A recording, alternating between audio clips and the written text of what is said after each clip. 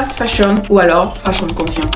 Hello les gars, j'espère que vous allez bien. On se retrouve pour une nouvelle vidéo sur ma chaîne. Si tu es nouveau et que c'est la première fois que tu passes par ici, n'hésite pas, abonne-toi ici et bien évidemment active la cloche de notification parce que ça ne sert à rien de t'abonner si derrière tu n'actives pas la cloche de notification. Aujourd'hui on va parler d'un sujet que j'affectionne beaucoup dans cette vidéo. Ces dernières années j'ai eu une grosse réflexion sur ce sujet, donc aujourd'hui c'est super, on va en parler. Vous avez certainement déjà entendu parler de tout ce qui est boycott des marques comme Zara, Shein même en première position, parce que dit-on ce sont pas des marques clean, ou encore que des employés seraient exploités dans les usines qui produisent ces vêtements parce qu'ils ne sont pas très bien payés, et du coup ce qui rend les prix facilement accessibles au public. Dans cette vidéo on ne va pas vraiment parler de cette partie parce que j'ai vraiment pas envie d'entrer dans cette partie ici pour limiter le fait qu'on me mette dans la sauce. Par contre on va essayer de faire une mini comparaison entre ces deux écoles entre guillemets, ou bien ces deux courants de pensée, même si on n'est pas en littérature, pour nous aider en fait à nous positionner un peu par rapport aux deux écoles. Voilà, donc si c'est un sujet qui t'intéresse, je t'invite tout simplement à rester jusqu'à la fin de la vidéo sans plus tarder. Let's go.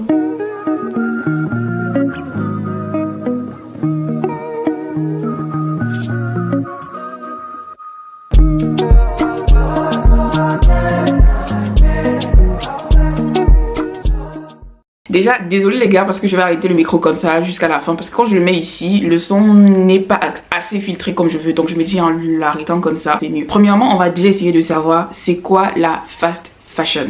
Et pour ça, écoutez, mon meilleur ami est toujours là, Google. En fait, ils ont dit net ce que j'allais dire. Moi, j'allais traduire mot pour mot. Fast fashion, donc fashion rapide, mode rapide. Donc là, on me dit la fast fashion a fait son apparition au début des années 90. Donc vous constatez que c'est pas un truc qui date d'aujourd'hui. Dans les épicentres de la mode tels que New York ou Londres, depuis le début des années 2000, ces marques de fast fashion sont devenues des véritables empires like Zara et H&M. Donc moi je mets toujours Zara et H&M devant parce que on aime beaucoup dire Shein. Sinon toutes les marques là pour moi, toutes les marques accessibles à Zara, H&M, je sais pas quoi d'autre, Primark, tout ça c'est de la fast fashion. C'est juste que Shein est venu les battre en fait. Mais sinon tout ça, si on condamne une marque, on doit pour moi condamner toutes les marques. Bref, c'est pas le sujet de la vidéo comme j'ai dit. Il faut pas que je me perde dans ce que j'ai prévu de vous dire ici. Pour moi c'est ça la fast fashion en fait. C'est la mode rapide. C'est tout ce que tu peux acheter vraiment tellement facilement. C'est un peu comme le fast food. On sait tous que le fast food généralement c'est pas bien pour l'organisme, tu vois. Donc moi je définis fast fashion un peu comme fast food. Vraiment ce que tu as à portée de main, tu peux t'en acquérir assez rapidement, assez facilement, quand tu veux, et des fois sans vraiment péter même ton budget. Le fait de consommer vraiment de manière rapide. Waouh, une définition purée. Donc maintenant qu'on a un peu posé c'est quoi la fast fashion, à l'opposé la fashion consciente, ce que moi j'appelle la fashion consciente, ça sera juste ce que tu ne peux pas acheter d'un coup comme ça. Il est important de définir c'est quoi les avantages et les inconvénients de chaque courant de pensée. On va donc commencer. C'est quoi les avantages et les inconvénients de la fashion, de la fast fashion?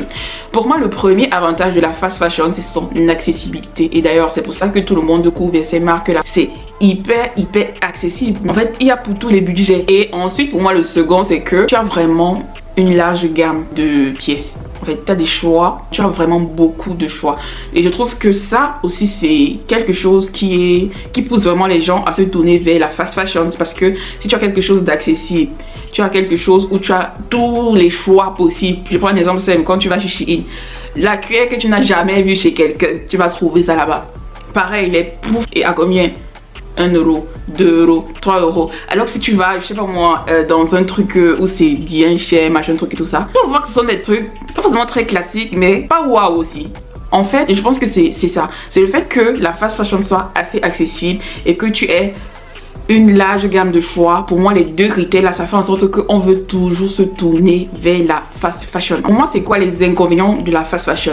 Alors pour moi le premier inconvénient de la fast fashion c'est souvent au niveau des qualités. Et en vrai il y a fast fashion et fast fashion aussi, mais en vrai la qualité aussi n'est pas souvent trop ça. Voilà, sauf si vraiment tu as vraiment investi dans le truc. Mais ce que tu vas acheter à 1 euro, ça ne sera pas vraiment, ça va pas durer dans le temps. Voilà, donc les pièces qu'on achète dans de la fast fashion généralement ne vont pas trop durer dans le temps. Le second inconvénient c'est que ça pousse beaucoup dans des dépenses impulsives.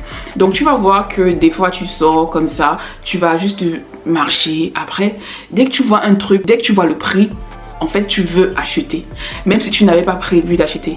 Et pour moi ça ce sont des dépenses impulsives en fait, parce que sur le coup tu as vu un truc, tu as voulu acheter. Et pourquoi tu as voulu acheter? Parce que c'était accessible. Quand c'est pas accessible, tu ne claques pas l'argent d'un coup comme ça pour acheter, tu vois. Tu vas te rendre compte que au final tu achètes des trucs moins chers. Mais quand tu combines en fait toute la somme des moins chers là, tu te retrouves quand même avec un gros budget que tu as dépensé. Et c'est un piège au final. C'est là où en fait on va faire la transition entre la fast fashion pour le coup et ce que j'appelle, comme j'ai dit au départ, la fashion consciente. Donc pour la fashion consciente, le principal avantage c'est que en fait les pièces que tu achètes, ça va vraiment durer dans le temps.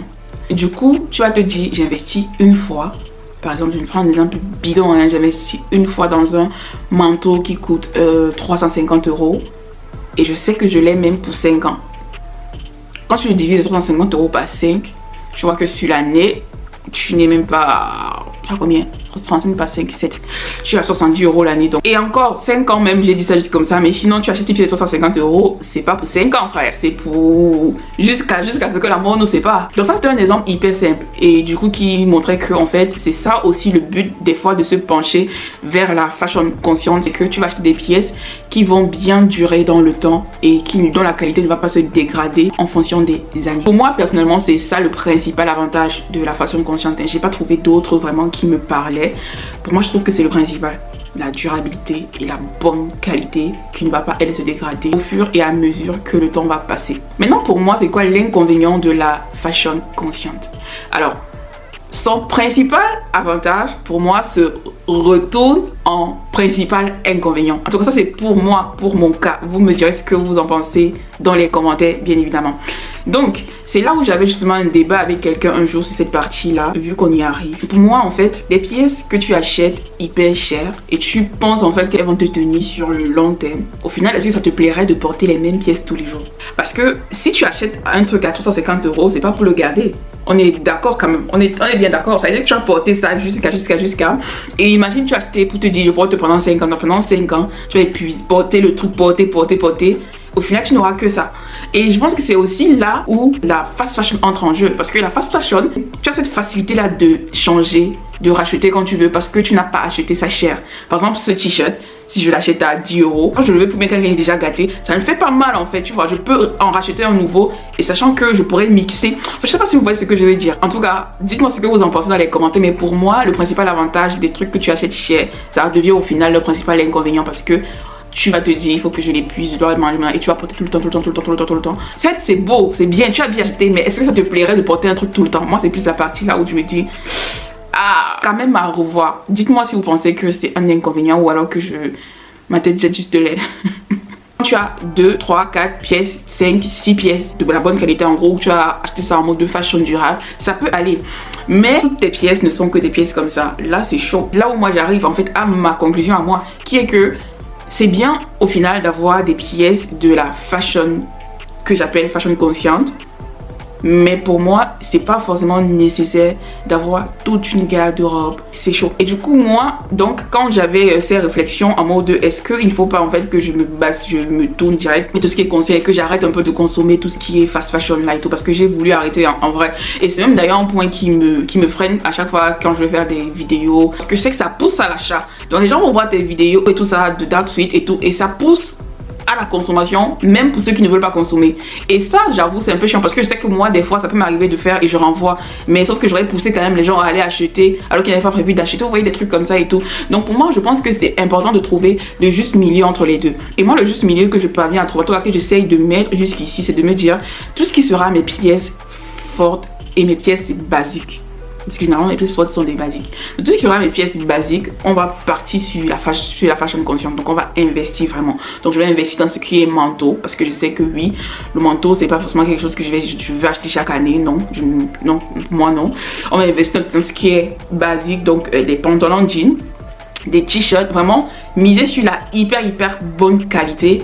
Et après de l'autre côté, avoir des pièces, tu peux te dire bon, ça me dérangerait pas de racheter ça chaque année ou de racheter ci, mais vraiment de faire un bon mix des deux en se disant je ne fais pas trop de la fast fashion, je ne consomme pas beaucoup, je suis pas une dépenseuse impulsive, je suis pas quelqu'un, je vois un truc j'achète automatiquement. Et en même temps de se dire j'ai des pièces que je peux porter sur 5 ans, 6 ans, 7 ans. Donc pour moi vraiment l'idéal c'est de trouver ce juste milieu là, tu vois, de ne pas vraiment se basculer totalement dans une école. Quand je dis école, c'est un mot de fast fashion ou alors fashion consciente, c'est pas l'école. Donc je ne vais pas vraiment se basculer dans une école, dans une manière de penser, parce que chaque courant de pensée a ses avantages et ses inconvénients. Et il faut prendre des avantages des deux côtés quoi. C'était tout pour cette vidéo. J'espère que cette vidéo vous a plu. En tout cas, moi j'ai aimé faire cette vidéo parce que je trouve que c'est important, surtout pour moi qui fais beaucoup de vidéos mode et tout, qui indirectement pousse des gens à acheter, pousse des gens à la consommation. Donc c'était important pour moi de faire cette vidéo parce que il faut en fait que vous sachiez comment acheter, quoi acheter et où acheter. J'ai bien parlé, hein? J'ai bien parlé. Donc en fait c'est ça, il faut que vous sachiez comment acheter, comment jongler en fait, toujours comment être au milieu, tu vois, ne pas trop acheter tout le temps, même si vous voyez des trucs qui vous poussent à l'achat, vraiment limiter quoi, être vraiment très carré et en même temps de se dire je peux me faire plaisir quelquefois sur ce type de pièce, ou c'est que je pourrais changer après, mais ce type de pièce non, il faut que j'investisse.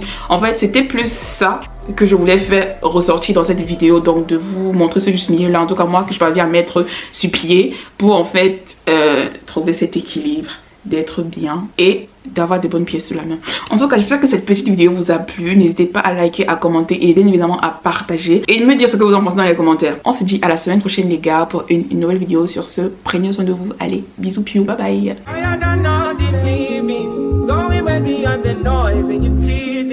When you speak, all I can hear is silence.